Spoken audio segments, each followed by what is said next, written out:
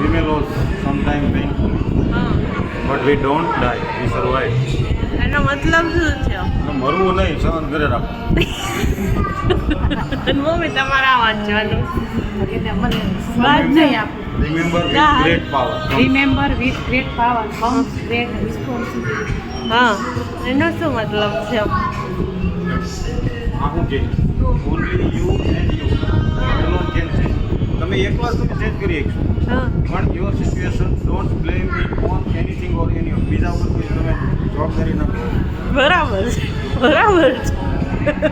પછી બીજું Sometimes you got ગોટા એટલે ગોટ ટુ ગોટા run or you can walk. એ તમે હાલવા કરતા અમુક વાર દોડવું પડે પહેલા જેમ.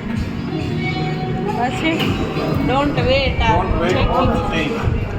Of circumstances. હા You change the circumstances. એટલે કે તમે વેઇટ ન કરો સંજોગોમાં. સંજોગોને બદલવા માટે તમારા એ તમે ખુદ જ સંજોગો જ બદલી દો.